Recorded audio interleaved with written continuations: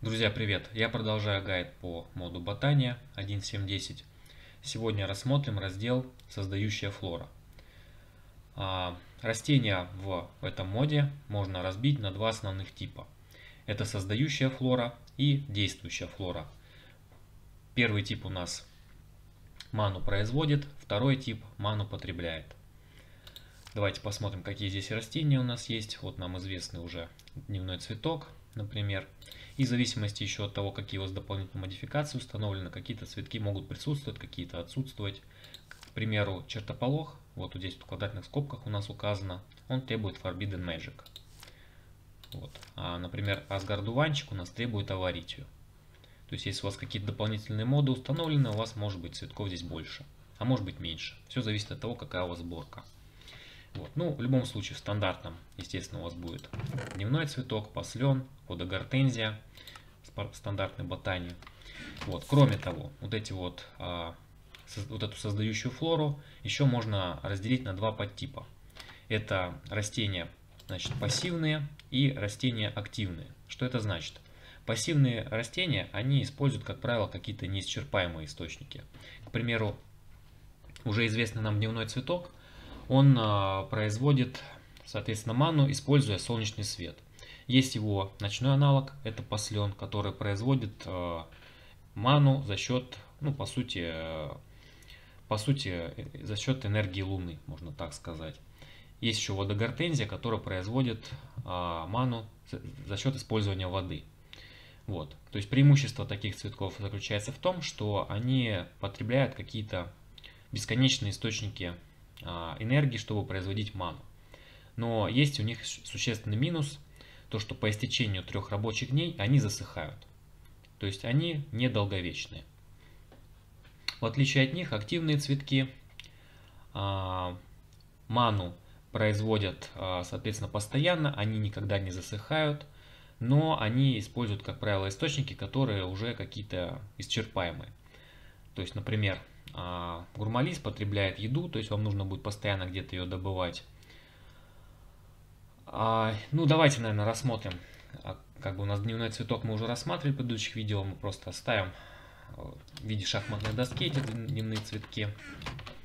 Вот. Потому что если мы поставим их рядом, они будут друг другу мешать работать.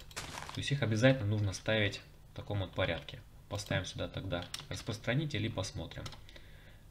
Кстати говоря, вот если мы сперва поставим распространитель, а потом будем уже ставить цветки, то они сразу автоматически привяжутся к этому распространителю. Это очень удобно. Вот давайте проверим, что они все привязались. Сейчас режим привязки посмотрим. Вот. Ну, видно, что он уже запитывается от них. Сейчас функциональный.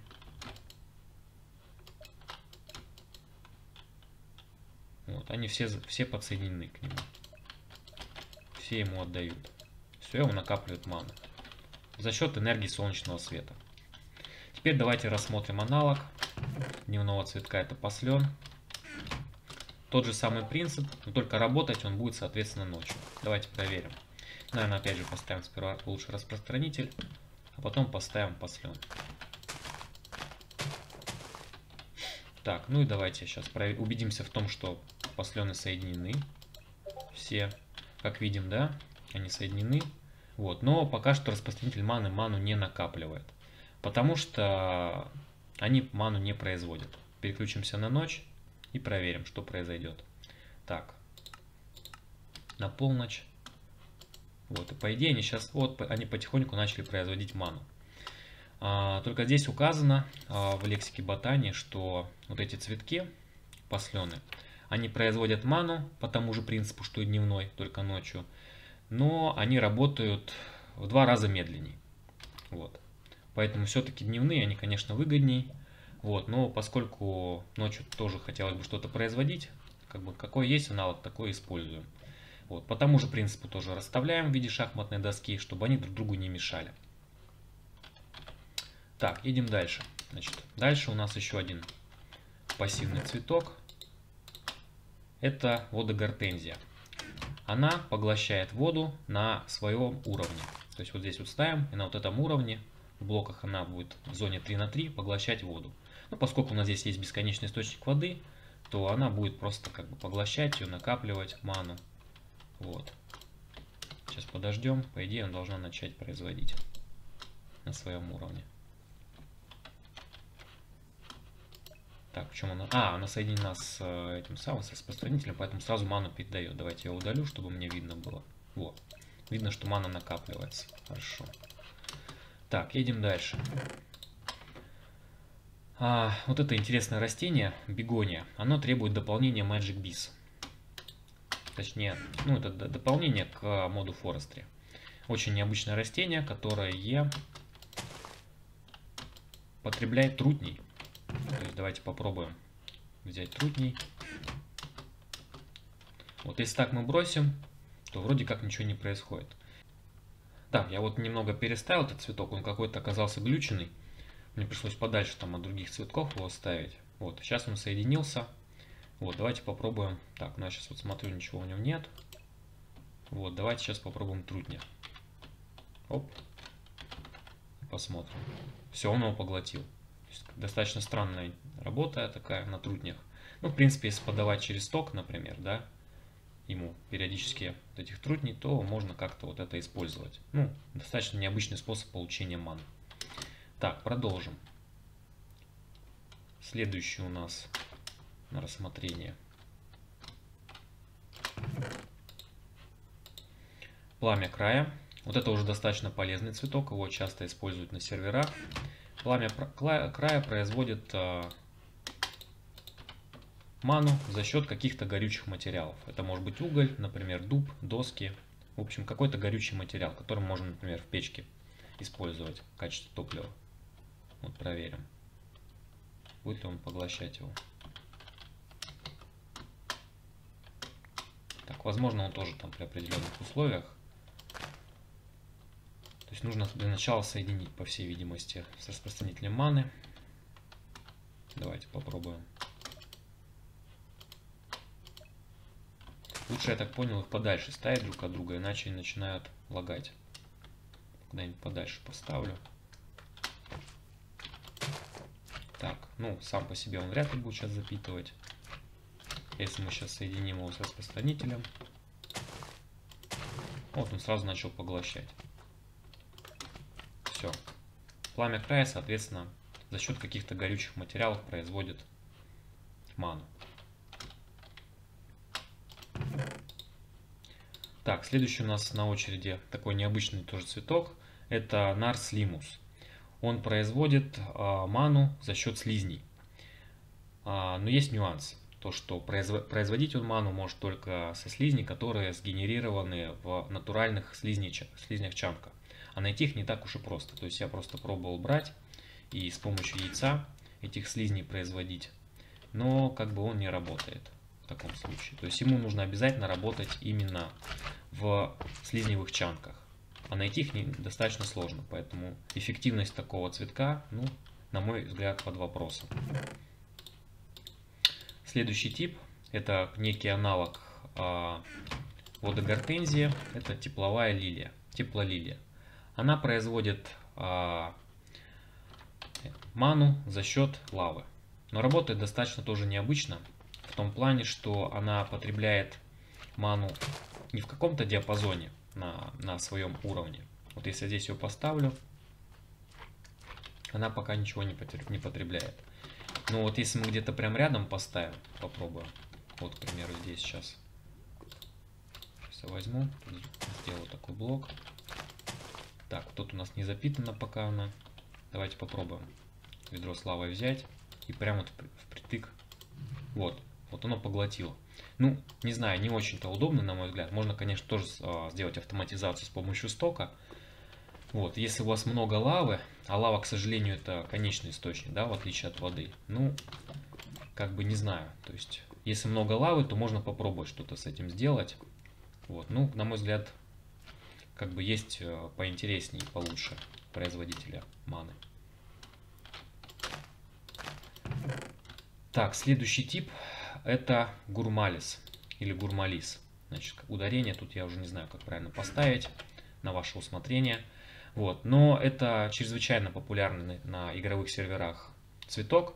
он очень много производит маны за счет использования какой-нибудь еды. Это может быть курятина, стейки и прочая еда. Морковка, например. То есть чаще всего его кормят либо стейками, либо морковкой. Причем стейками, если кормить, он очень быстро наполняется маной. Давайте попробуем это продемонстрировать где-нибудь. Лучше тоже подальше, чтобы не лагало. Так, раз. И попробуем сейчас, посмотрим. Он пустой. Я ему стейк скормлю. Хоп, он его быстро съедает. Вот, и закапливается маной. Хоп. То есть на половинку закопился за счет вот одного стейка. 2 ему будет уже достаточно, чтобы полностью. Хоп, он полностью наполненный. Отлично. Ну, то есть еще есть какое-то время у него переработки, то есть он не сразу производит ману, не мгновенно, а есть какое-то время переваривания еды. Вот. Гурмалис это, по сути, самый популярный способ производства маны на серверах. Поэтому рекомендую именно к этому цветку присмотреться. Так, следующий тип это, значит, жевательная роса. Тоже весьма спорный такой способ производства маны. Он поглощает листву вокруг себя, причем достаточно быстро. Вот. Вот видим, что накапливает ману. Ну и много листвы убивает вокруг. Поэтому такой тоже весьма сомнительный способ. Интересно, скорее, с точки зрения разнообразия. Следующий тип это тайная роза. Тоже интересный такой. Он производит ману за счет опыта игрока. То есть, если вы, например, у вас есть опыт, Game Mode, переключусь на... Вот у меня единица от, он сразу поглощает, пожалуйста. То есть, вот я получаю где-нибудь опыт, например, подхожу к этому цветку, и он этот опыт поглощает, превращая, соответственно, в ману. Вот. Ну так, интересный, короче, способ, если вы, например, где-то у себя поставите на территории, чтобы выкачивать опыт у игроков. Очень такой необычный способ для получения маны. Так, следующий тип это у нас чертополох. Чертополох требует модификации Forbidden Magic. Чертополох может поглощать зараженную слизь. Ну или какое-то заражение, которое производится там. Вот, например, ставим сейчас его, он пустой. Где-нибудь разливаем жидкую слизь вот эту зараженную. И сейчас через какое-то время, по идее, цветок... ну, только я его сбил случайно. Сейчас где-нибудь рядом поставлю. Вот он сейчас, по идее, должен поглотить. Все, вот он запитал. Причем достаточно такое. Хотел сказать большой участок, но по сути я-то поставил один блок только. Вот он запитывается этим. Тут я опять его сбил. Ну, не знаю. В общем, неудобно, что этот цветок смывается. То есть, если вы, допустим, поставите где-то рядом с котелком, да, с расчетом на то, что он будет какой-то избыток там эссенции, которая будет превращаться в такую вот зараженную слизь поглощать, то надо учитывать обязательно, что слизь его вот эта жидкая может сбить. Так, дальше. Тоже такой интересный цветок, это энтропиниум. Он производит ману при условии, что рядом с ним происходит взрыв. Это может быть крипер, как я понимаю, либо динамит. Вот сейчас он пустой. Если мы взорвем динамит рядом с ним,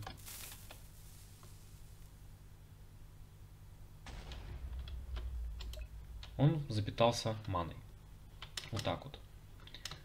Так. И последний цветок, который мы сегодня рассмотрим, это Асгар-дуванчик. Это уже требует модификации аварития. И, значит, самое ужасное, что есть, собственно, с этим цветком, это его крафт. То есть он чудовищно затратный. Но если вам удастся скрафтить такой цветок, он производит ману просто в огромнейшем количестве, бесконечно и не засыхает. Поэтому это такой бесконечный источник маны. Вот если мы сейчас поставим, пожалуйста, вообще за считанные секунды он сейчас маной наполнит вот этот бассейн. То есть почти моментально это происходит. Вот. Ну, из всего этого списка я настоятельно рекомендую вам присмотреться к пламени края. Очень полезный цветок. и гурмалису. Вот. Ну, на начальном этапе может быть интересен там дневной цветок и послен. То есть, в принципе, с помощью них можно на начальном этапе производить, пока они не засохнут. А потом желательно как бы вывести там гурмалис и пламя края. И их, соответственно, запитывать, например, углем и едой. В зависимости от того, чего у вас больше. И давайте еще покажу важный момент. Значит, в этом моде это такой предмет, называется Hovering Hourglass. Ну, по сути, это песочные часы. Они позволяют автоматизировать, например, подачу питания к вот этим вот цветкам действующим. Значит, нам для этого потребуется 3 вида песка. Это песок обычный, красный песок и песок душ. Так, давайте где-нибудь я установлю сейчас гурмалис. И попробуем автоматизировать к нему подачу. Так, только, наверное, я еще стейки забыл. Давайте стейков возьму.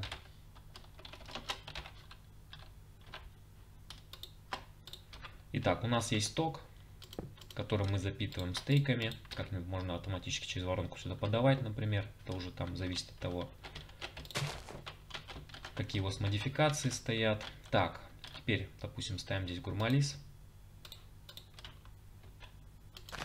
Вот. И попробуем с помощью вот этих вот песочных часов вот этому стоку передавать импульсы. Значит, вот эти песочные часы, у них есть свой собственный инвентарь, в который нужно засыпать песок. И в зависимости от его типа будет разный счетчик. То есть, если мы кладем сюда один песок, он будет примерно, ну даже не примерно, а точно каждую секунду передавать импульсы. То есть, соответственно, если мы 2 песка кладем, то у нас уже получается раз в 2 секунды будет импульс. Если нам нужно больше, ну, соответственно, накладываем там 5, 10 и так далее. Следующий, значит, следующий этап, это, например, можно использовать красный песок. Один красный песок дает 10 секунд. То есть ставите один красный, это 10 секунд. Ставите 2 красных, 20 секунд. И, наконец, можно еще запитывать песочные часы песком душ. Один песок душ это 1 минута. Значит, с помощью вот этих вот 3 песков вы можете отсчитать какое-то определенное время. Вот это 1 секунда, вот это, соответственно, 10, вот это 1 минута. И в зависимости от количества, соответственно, вот это пересчитывать. Вот. Ну, чаще там, наверное, где-то 2 секунды, я думаю, будет хватать. Каждую секунду, наверное, слишком часто будет. А вот 2 секунды, на мой взгляд, вполне нормально. Вот и гурмалис запитывается, пожалуйста. Мы скармливаем в автоматическом режиме ему стейки. Итак, мы сегодня рассмотрели создающую флору. Если вам понравилось видео, ставьте лайк, подписывайтесь на канал, жмите на колокольчик, чтобы новые видео не пропускать. Рекомендуйте друзьям, в комментариях пишите свои замечания. Жду вас в следующих видео. Пока.